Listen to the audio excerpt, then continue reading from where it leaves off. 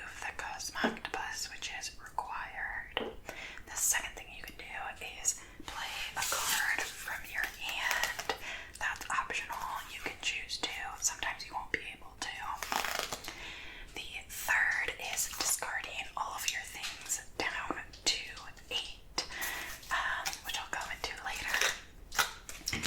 Those are the 3 things, and then once your turn is done, one of the best parts of this game is you will turn the Cosmoctopus to be facing the next player, so that way if the Cosmoctopus is looking at you, you know it's your turn.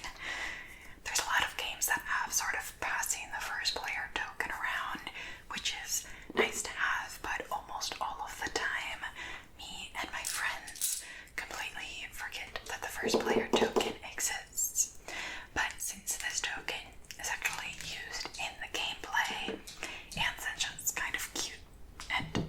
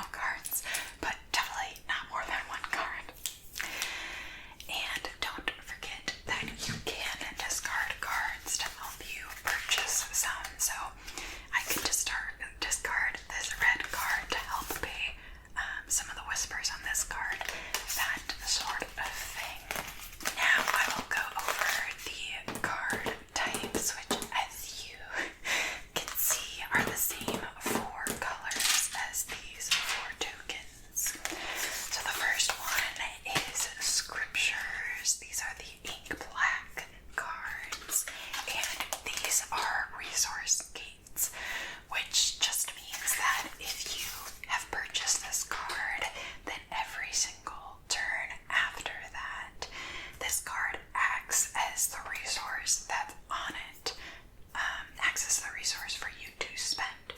So this one has a generic. That means every single turn I have at least one generic to spend. This one has 2 inks, so every single turn I can spend 2 inks from this card. It doesn't give you the physical tokens. You're not collecting the tokens every single turn. It's simply sort of discounting the cost according to what resources are on the card. An odd rule is you cannot use specific resource cards on generic costs. This is kind of a confusing caveat to me, but that's what it said in the rules. So usually you could spend, an ink token on a generic resource cost, but you cannot spend these ink tokens on a generic resource cost. So that's kind of a funky thing to remember. So those are the scripture cards. Buddy. Buddy. Sometimes Buddy forgets where I am. Buddy. Yeah, over here. Can you hear him click-clacking? There you go, little dude. Yeah, I was here the whole time. Okay, so that was scriptures. The next card type is relics. And these are the yellow cards. So these sort of get you extra resources when you are getting resources. That's maybe confusing. This one, for example, is if you get 1 coin, you actually get 2 coins. This one's slightly different. You get coin slots to spend on constellations, which I will describe in a second. Sometimes it's get a tentacle if you're getting a certain resource, various things like that. So they're sort of activated while you're getting something else. The next card type is hallucination, which are the red ones.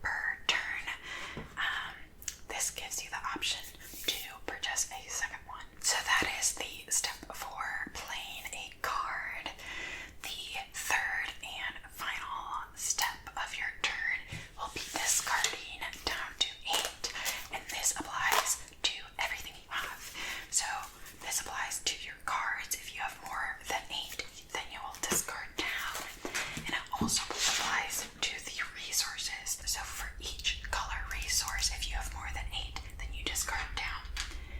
When I first played this game, we thought it was 8 total resources. So we were discarding a lot of resources at the end of the turn. So it's 8 per type of resource, which helps out a lot. And then that means you're done with your turn, and you will rotate the Custom Octopus to the next player. Now I'll circle back to explaining these down here, which you'll collect throughout the game. These are the Forbidden Knowledge tokens. These are another way to get tentacles. You can see you get 2 tentacles. So if you have 13 of any type of resource, then you get the Forbidden Knowledge token of that same resource. So there's 1 for each color. And the first person to get it is the only person that can get it. So if you see someone else is collecting whispers and you're collecting whispers, it's a little bit of a race to see who can get the Forbidden Knowledge first. Hi, Blade. This requirement of 13 can come from both your physical tokens and also the cards that you have. So if you have a card that's granting you however many of that resource, it can count towards the 13 needed for Forbidden Knowledge. That is how Forbidden Knowledge will work, and they can sort of boost you to the end of the game a little bit faster. These here are called the First Contact cards.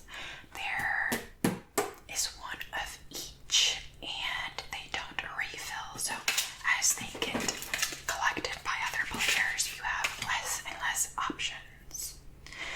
So you get these automatically as soon as you get your first tentacle. That's your first contact with Custom Octopus. If you get your first tentacle anyway, through Forbidden Knowledge, through a constellation card, whatever it may be, you collect that for yourself, and then you immediately can choose one of these cards.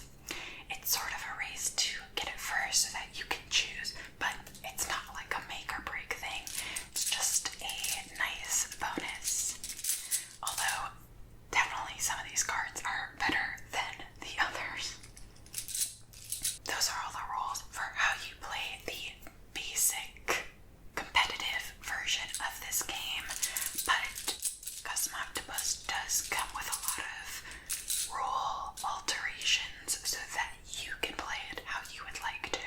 The first way you can alter the rules is by making it co-op, and this works by adding a private investigator into the game who you are playing against. This can also be used for solo play, so you would be playing against the PI as a non-playable character. So every player is trying to get to the 8 tentacles before the PI does. That's how you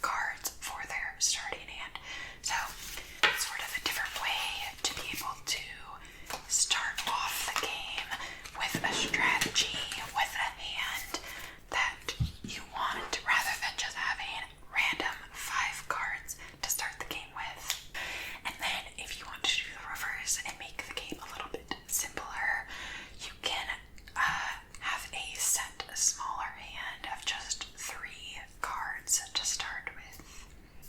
So those are all the rules for how to play Cosmoctopus, and now I will take you through the setup of the game so that you can start your own game. The first thing that you'll do is separate out the special tiles like I mentioned, and you can differentiate these with the tiny, teeny, tiny, little tiny star at the very bottom. You will randomly select one of these tiles and you will mix it in with the remaining basic tiles. Then you will shuffle these all up and you will deal them out into whichever configuration you've chosen. So if you wanted to do the basic 9, 3x3 grid, you could do that.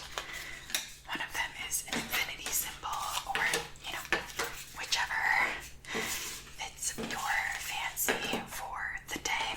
And then you will reveal these. The Cosmoctopus will start in the Inky Realm on the 3-star spot, and then the Inky Realm is ready. For the cards, what you'll do is first separate out the first contact cards. The way you can find these is they have a purple 0 cost in the top left corner. There will only be 4, so you place those out. The remaining cards you will shuffle up and deal out 3.